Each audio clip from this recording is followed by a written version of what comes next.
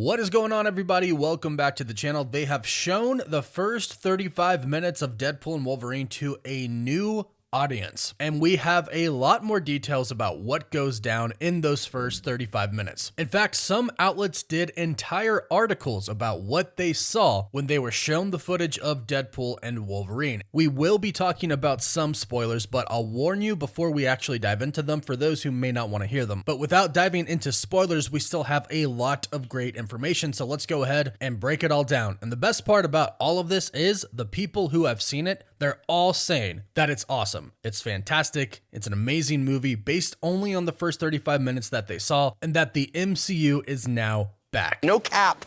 What? No cap. What does that mean? It's what all my fellow Gen Zers say. In fact, here's what the very last paragraph of this article says. I walked into the screening of Deadpool and Wolverine's opening act as a jaded former MCU fan who really didn't care about this gimmick project. I left with a smile on my face, a need to watch the entire film, and for the first time since Endgame, genuine hope for the future of Marvel. And that is Matt Purslow of IGN, their senior features editor. So Matt was checked out of the MCU, calls himself a former MCU fan, and thought that Deadpool and Wolverine was going to be a gimmick, was going to be nothing but fan service, I'm sure, because I've heard a lot of people say that. But he came out thinking what he just saw was fantastic, and he can't wait to see the rest, and he has hope for the future. So now let's dive into everything else that he said, including giving us a pretty good description of what the film kind of entails. He starts off by stating Deadpool and Wolverine is bigger than just another superhero film. It's more than just a sequel to Deadpool 2, and it might even be a vital turning point for comic book movie culture as a whole. Sounds hyperbolic, I know, but that's the impression I've been left with after watching the first 35 minutes of Deadpool and Wolverine. IGN was recently invited to watch the opening act of Deadpool and Wolverine, which was then followed by a new trailer. This kind of lines up with what we thought before. We did a video about this a few days ago. We should be getting a final trailer at some point in time. It seems like they have it ready to go since they showed it at this screening. When we'll get it, who knows, because there's only about 14 days left until the movie comes out. Seems like we should have already had it by now, but clearly Marvel Studios has a new trailer ready. Hopefully we get it pretty soon. He continues to state, those 35 minutes are as funny,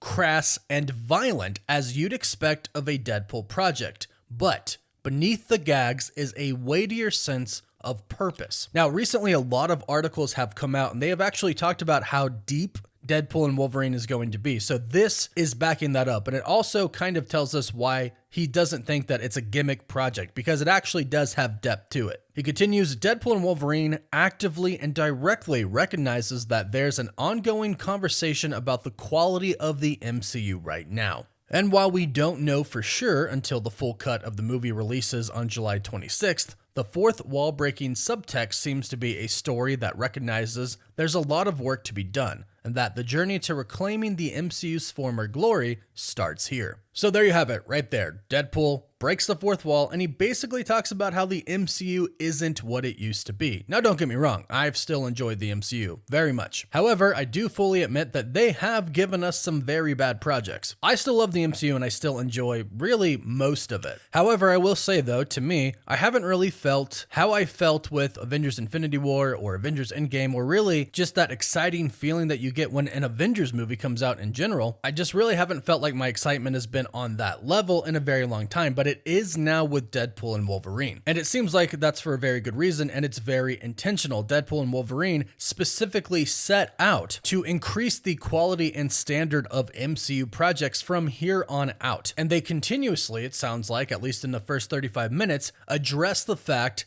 that Deadpool really is Marvel Jesus. He's the savior of the MCU. He is coming to save it. But continuing with the article, they state, without spoiling anything, it seems like Marvel Studios really values the unification of its beloved characters. That's already fairly obvious. This is an MCU film featuring Ryan Reynolds as Deadpool and Hugh Jackman's Wolverine after all, but the film doesn't treat their presence as a joke or a simple IP transference. The opening half an hour is really dedicated to providing in-universe reasoning for how they're able to be a part of the same universe as Captain America, Iron Man, and Thor. Thanks to the Loki TV series' introduction of the Time Variance Authority and Matthew McFadden's casting of TVA Agent Paradox, you can likely already guess the very basics of the official lore behind the uniting of the different film universes. But I think the way Deadpool and Wolverine's writing team, plus presumably a bunch of editorial minds from Marvel Studios HQ, have plotted out the convergence of the Fox and MCU universes is genuinely satisfying. That is something that is great to know. It tells us a little bit, but not too much. It obviously tells us that, hey, the TVA, they're there, right? And we are in the multiverse saga. So we basically already know the lore and the mechanics behind different universes coming together. And I'm actually hoping that this movie provides a little bit more clear information about how the universes and timelines actually work. Hopefully we get some big clarification about that. But here's where this article gets into some really juicy stuff. They say, the first 35 minutes includes some great deep cuts that will have comic readers punching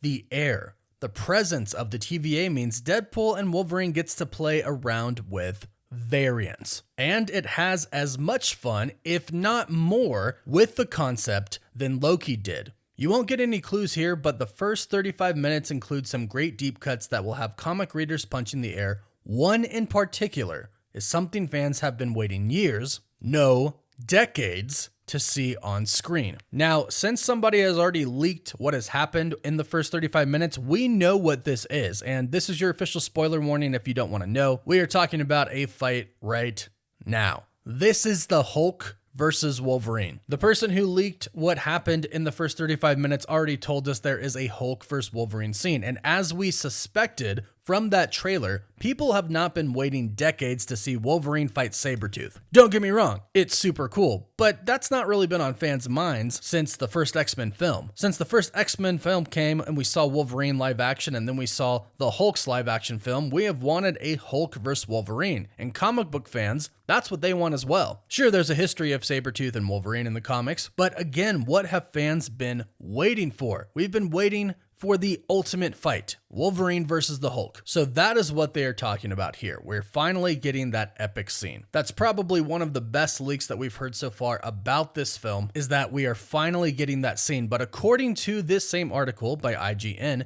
they state, but it was the way these fan service elements were wrapped around concepts and fourth wall breaking jokes about the MCU as an entity that interested me the most. So they basically tell us right here, hey, it's done in a really great way. It's not cheesy, and it can be cheesy when you do a lot of fan service, but it sounds like everything has a pretty deep purpose and meaning in this film, and nothing really feels cheesy or forced, and it does really help that Deadpool can break the fourth wall. But the article continues. As I said earlier, Deadpool and Wolverine knows that some fans are not happy with the MCU right now. It wants to have a dialogue with them. It wants to demonstrate that things are back on track with a movie that not only provides genuine good fan service, but also proves that Marvel Studios can still make films that make you sit up, pay attention, and get invested. And that was the second to last paragraph. I already read you the last paragraph when we started it out. I Scorsese'd it. I bet you he thinks the MCU is cinema now. But this is fantastic news. This is a fantastic review that IGN gave of the first 35 minutes. And I've also seen some people online who had the opportunity to see the first 35 minutes as well state that, yeah, it's amazing. It's kind of